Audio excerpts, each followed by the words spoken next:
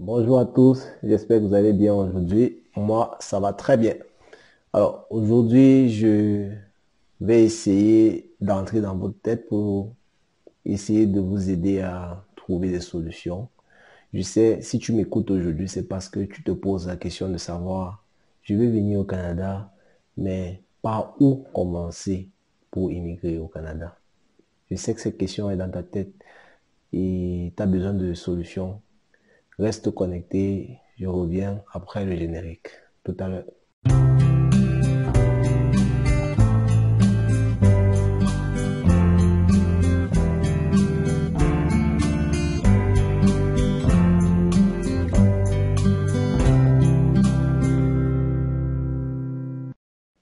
Alors, mes amis, la fameuse question, c'est par où je commence mon projet d'immigration.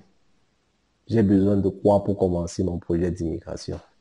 Je sais que si tu m'écoutes, c'est parce que tu veux avoir plus d'informations. Mais avant d'entrer en profondeur de cette vidéo, je tiens à dire que le périmètre de cette vidéo est beaucoup plus restreint.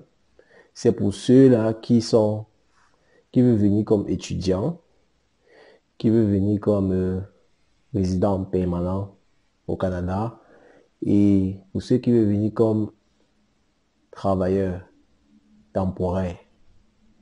Voilà mon public cible pour cette vidéo aujourd'hui.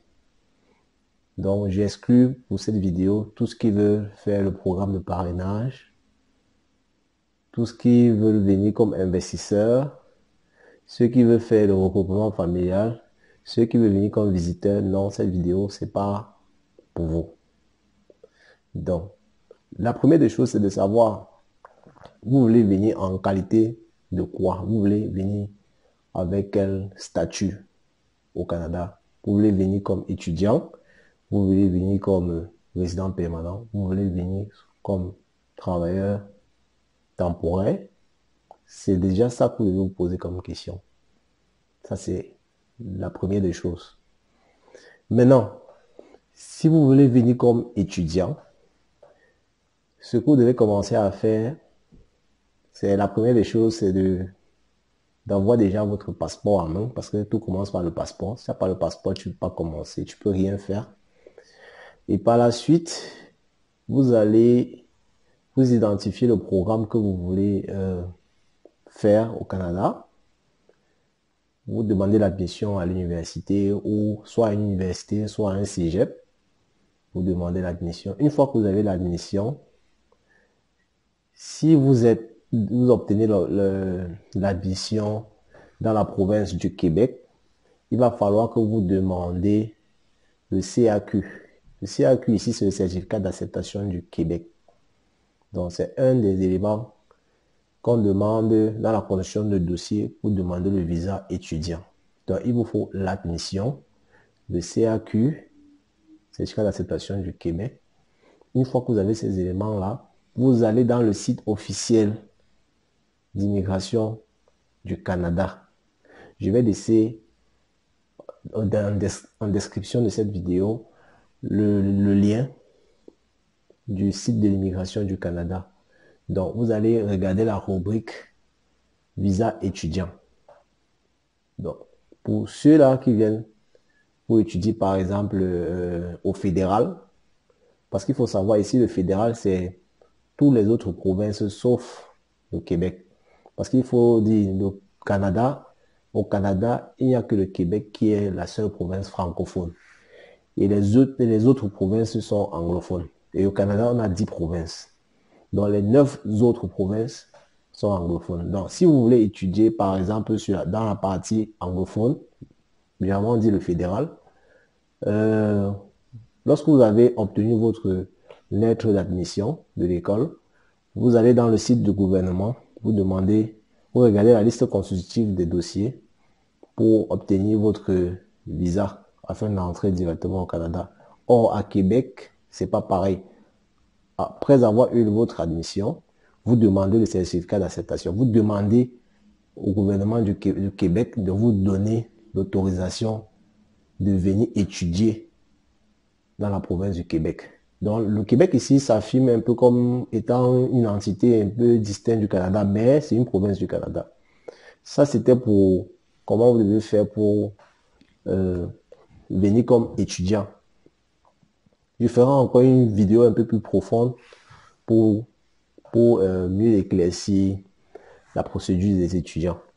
Maintenant, si vous voulez venir comme travailleur temporaire, ce que vous devez faire, premièrement, il vous faut un passeport. Faites d'abord un passeport, ça commence par là.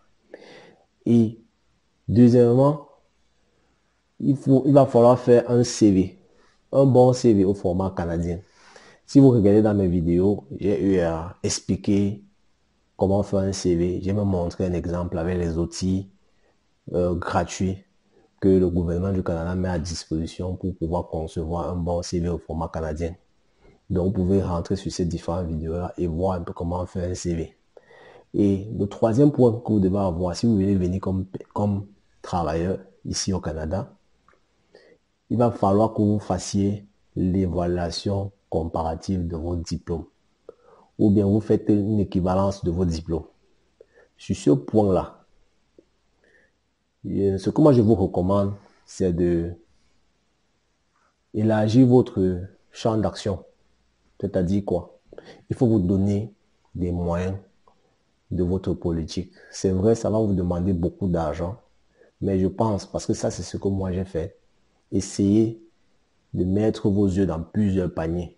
Donc ne vous arrêtez pas, par exemple, à une seule province ici pour essayer d'émigrer.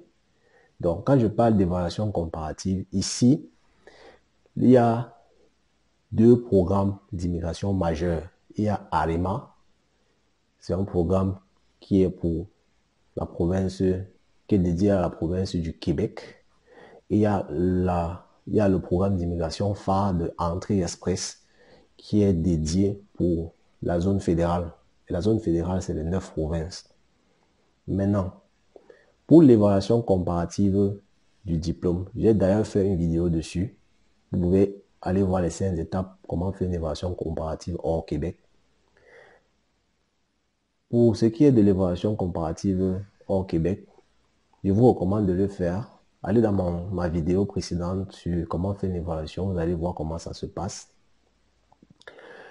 Et aussi, je vous recommande fortement de faire l'évaluation comparative ou bien l'équivalent de votre diplôme avec l'organisme qu'on appelle WEC, WEC, World Education Service. Lorsque vous avez les deux équivalences, ça va vous permettre d'étendre votre champ d'action. Avec votre équivalence WES, vous avez la possibilité d'appliquer au programme Entrée Express. Avec votre équivalence que vous avez fait hors Québec, vous pouvez appliquer au programme d'ARIMA. OK? Maintenant, vous ne pouvez pas utiliser votre évaluation comparative du Québec pour appliquer au programme fédéral. C'est impossible. Et vice-versa. Ça veut dire que votre évaluation WES que vous avez fait pour la procédure Entrée Express ne peut pas être utilisée dans la province du Québec. Donc, je vous recommande, c'est vrai que ça va prendre un peu d'argent, de élargir votre centre d'action pour ce qui est du programme d'immigration au Canada. Et c'est ce que j'ai fait. Donc moi, j'ai eu à faire l'évaluation du Québec, de mes diplômes au Québec. Et j'ai fait aussi l'évaluation pour le fédéral. Ça, c'était le troisième point. OK? Maintenant, le quatrième point, il faut faire il faut faire le test de langue française ou le test de langue anglaise. On appelle ça le ICE, oui, le ICE, oui, c'est bien ça.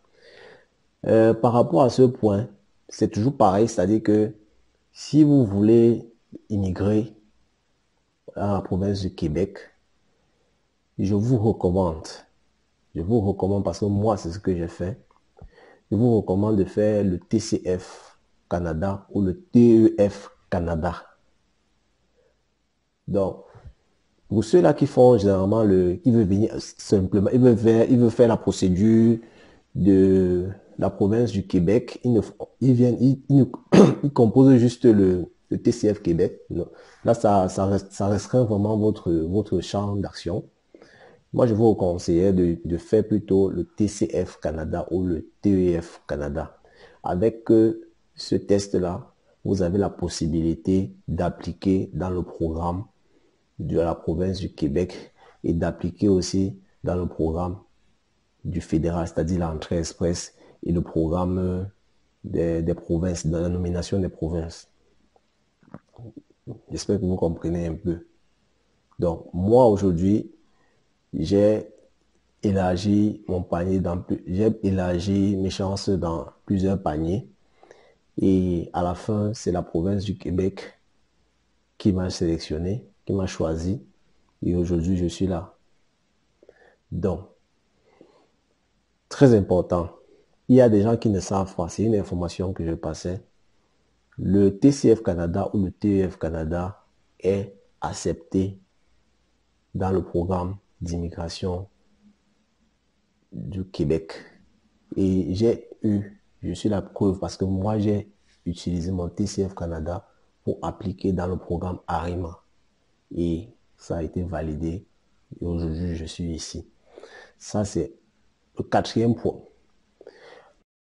Donc, pour ce qui est de travailleurs temporaires, pour résumer, les documents à faire si tu veux immigrer comme travailleur temporaire au Canada, il faut que tu aies ton passeport, il faut que tu aies ton CV qui est fait au format canadien, il faut que tu aies ton évaluation comparative de diplôme hors Québec et ton évaluation de ton l'équivalence de ton diplôme qui a été délivré par l'organisme WES, World Education Service.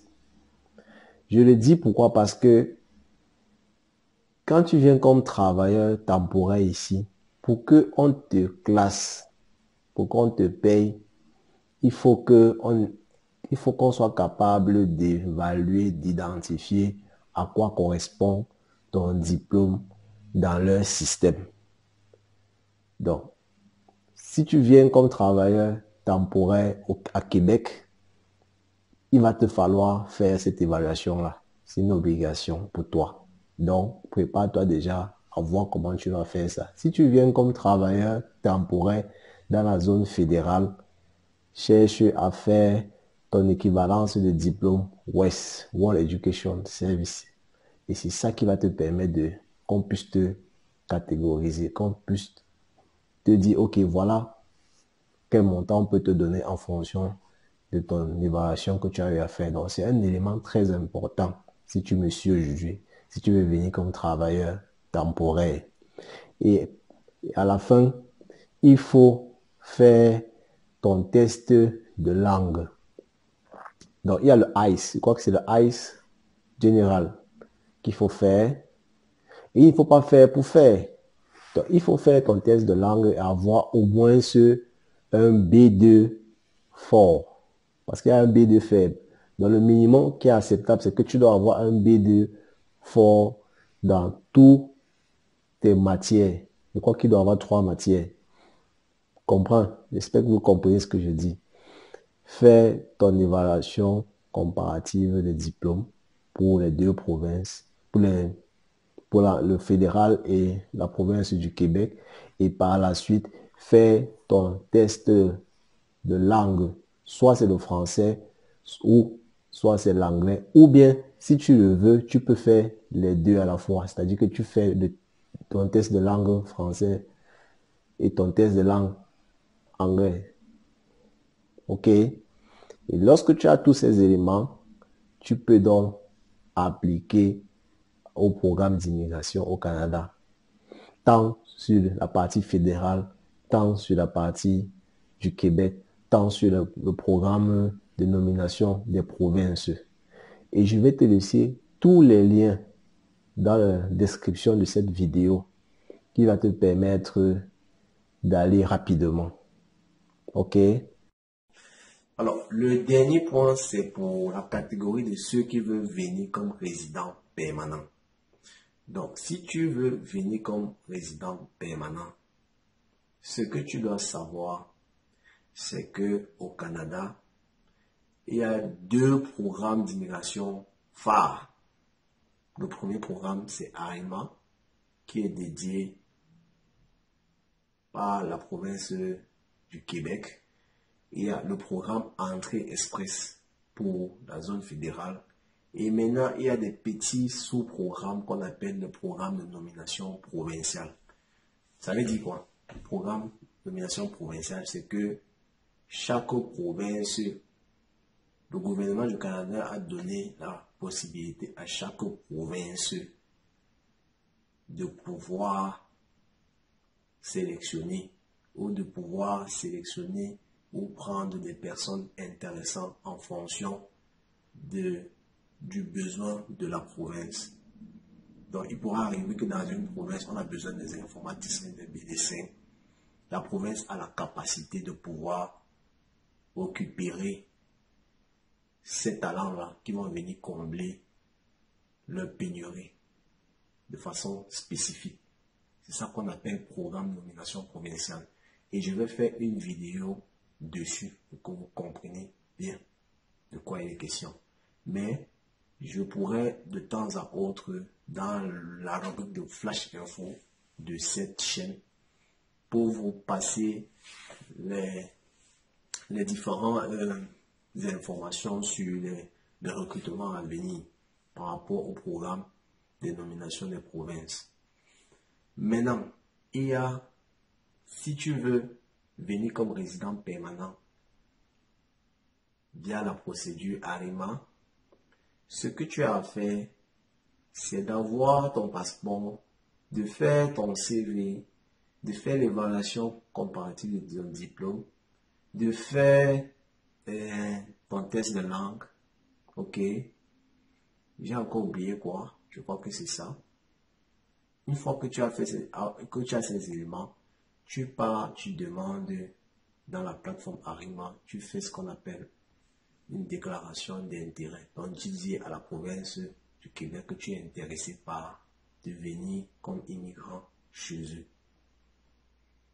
Et quand tu déposes, si la province estime que tu as le profil qui peut venir combler la pénurie de main-d'œuvre dans cette province-là, via ce programme ARIMA, directement, ils vont t'envoyer une lettre te disant que, ok, donne-moi les documents qui attestent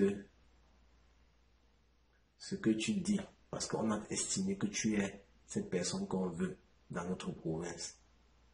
Donc, par la suite, si tes documents, quand ils contrôlent, ils trouvent que c'est correct, ils vont te donner un certificat de sélection du Québec pour dire que tu as été sélectionné par le Québec. Une fois que tu as le certificat de sélection du Québec, tu peux demander au fédéral, parce que c'est le fédéral qui te donne la résidence permanente grâce au certificat de sélection du Québec.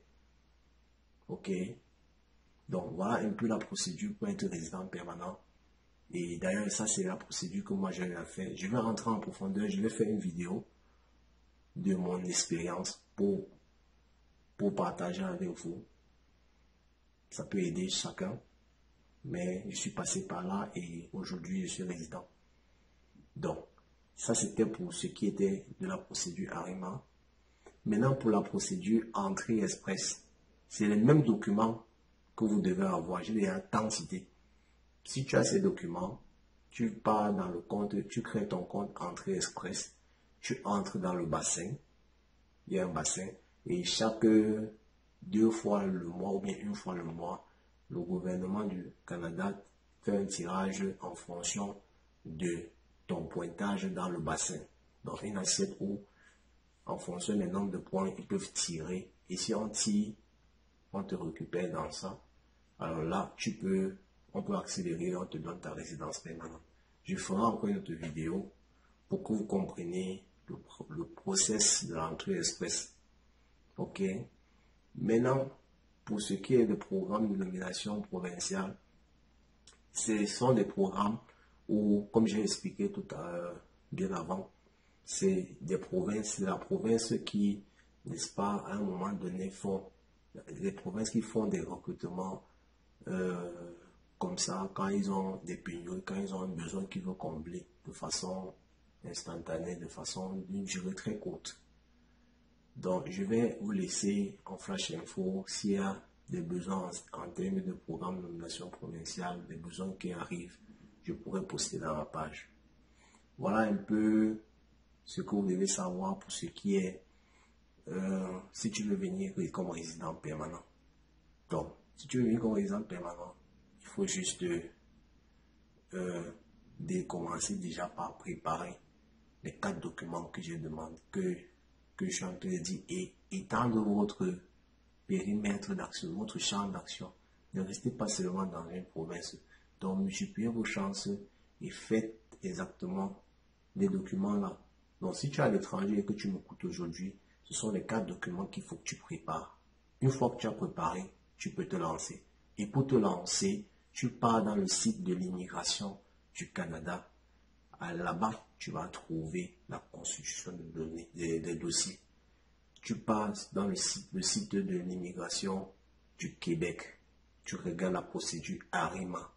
C'est clair, mes amis. Prenez un peu de temps, vous lisez, vous appliquez vous-même. Arrêtez de vous faire arnaquer, de vous faire duper par les gens. Vous-même pouvez le faire. Moi, je l'ai fait seul et je suis ici aujourd'hui. Et si vous avez des difficultés, laissez-moi un commentaire pour que je puisse vous répondre. À bientôt mes amis sur une nouvelle vidéo.